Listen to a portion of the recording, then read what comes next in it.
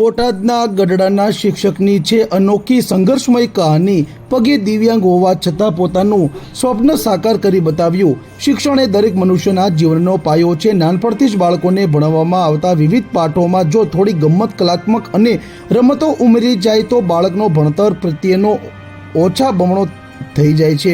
માળવદાર પ્રાથમિક શાળાના દિવ્યાંગ શિક્ષક દિલીપભાઈ ખંભાળીએ અનેક સંઘર્ષને માત આપી પોતે પોતાનું સ્વપ્ન સાકાર કરી બતાવ્યું છે। આજે પોતે બોટાદ જિલ્લાના ગઢડા તાલુકાની માળવદાર પ્રાથમિક શાળા ખાતે શિક્ષક તરીકે ફરજ બજાવી રહ્યા છે। ધોરણ 8ના વિદ્યાર્થીઓને શિક્ષણના પાઠ ભણાવે છે। છેલ્લા 25 વર્ષથી શિક્ષણ કાર્ય સાથે સંકળાયેલા છે। શિક્ષક દિલીપભાઈ ખંભાળીએ પોતે જન્મથી જ પગથી દિવ્યાંગ છે, તેમ છતાં તેમણે બીએડ જેવી ઉચ્ચ પદવી સુધી અભ્યાસ કરી અને શિક્ષકની નોકરી મેળવી ઉમદા ઉદાહરણ પૂરું પાડ્યું છે। ભાવનગર ખાતે રહી અને ઉચ્ચ બીએડની પદવી મેળવી હતી, તેમજ ત્યાંના સંઘર્ષમય દિવસો પસાર કરી અને પોતે પોતાનું સપનું સાકાર કર્યું હતું। પોતે હિંમત કોઈ દિવસ નથી હારી અને હોંસલો બુલંદ રાખ્યો છે। છેલ્લા 25 વર્ષના શિક્ષણ ક્ષેત્રે નોકરી દરમિયાન કોઈપણ પ્રકારની નોટિસ કે ઠપકો આવેલ નથી અને પોતે ખંતથી સેવા અદા કરી રહ્યા છે। શિક્ષક દિલીપભાઈ ખંભાળીયા પોતે શિક્ષણની સાથે સાથે અનેક કૌશલ્ય કાર્યોની પણ આવડત ધરાવતા એક શિક્ષક છે।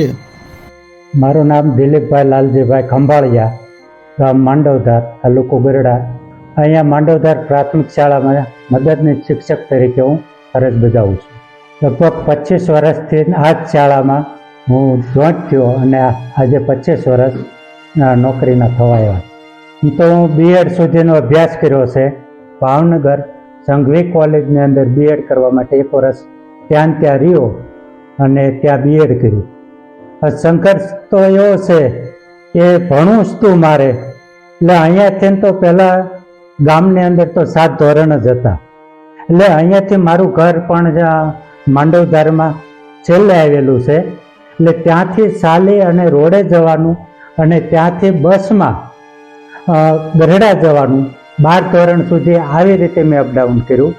ત્યાર પછી બોટાદનું પણ મેં અપડાઉન આ માંડવધારથી છેક સવારમાં વહેલા 6 વાગ્યા બસ ગામમાં નીકળતી હતી ઇતરિયા ગઢડા, એ બસમાં હું ગઢડા જતો। ગઢડાથી વળી પાછા ત્યાંથી બીજી બસમાં જવાનું, અવેડા ગેટે ઉતરવાનું, ત્યાંથી ચાલીને કોલેજે જવાનું। ઓછામાં ઓછા લગભગ 1.5 થી 2 કિલોમીટર રોજ ચાલવું પડતું હતું અને ત્યાં કોલેજ પૂરા કર્યા પછી હું ભાવનગર ગયો। હવે ભાવનગર પણ મારી તકલીફ તો હતી ત્યાં દિવ્યાંગની, એટલે ત્યાં પહેલાં તો હું ગયો એટલે મને તો એમ થયું કે હવે અહીંયા હું રહીશ કઈ રીતે। ત્યાં હોસ્ટેલમાં હતી, કંઠસારા હોસ્ટેલ હતી, ત્યાં હું રહ્યો, એટલે ત્યાં બીજી કોઈ સગવડ નહોતી। જમવાની અને સૂવાની સગવડ હતી, કપડાં જાતે ધોવાના, તમામ કાર્ય જાતે જ કરવાનું, એક ખાવા પીવાનું અને સૂવાનું એ લોકો આપતા હતા।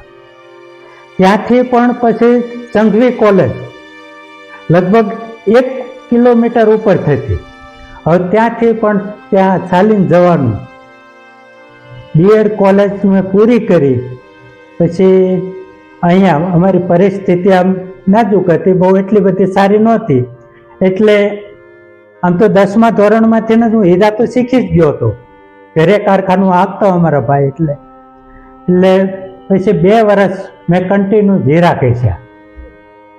મારો મિત્ર એક મને મળી ગયો, અહીંયા ગામના જ છે, વાઘેલા પોલાભાઈ, એમણે મારું બીએડનું ફોર્મ ભરી આવ્યા હતા, એમાં વારો આવ્યો એટલે એમાં જઈ આવ્યો। પછી પાછા 2 વર્ષે 99ની અંદર મેં 96માં બીએડ પૂરું કર્યું અને 99માં 29/99 આ ભરતી થઈ અને એ ભરતીમાં મારો ચાન્સ લાગી ગયો। ત્યારથી હું આ શાળાની અંદર આમ તો લગભગ જુસ્સા સાથે આ શાળામાં હું સર્વિસ કરું છું।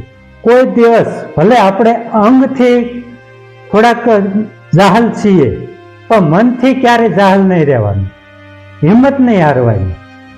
ભલે આપણે કદાચ ઉંમર લાયક હોઈએ તો આપણાથી થોડું ઘણું કામ ઓછું થાય, પણ કામ કરવાનો પ્રયત્ન કરવો, કોઈ દિવસ હિંમત ન હારવી। મારી ઉંમર અત્યારે 55 વર્ષ પૂરી થઈ છે।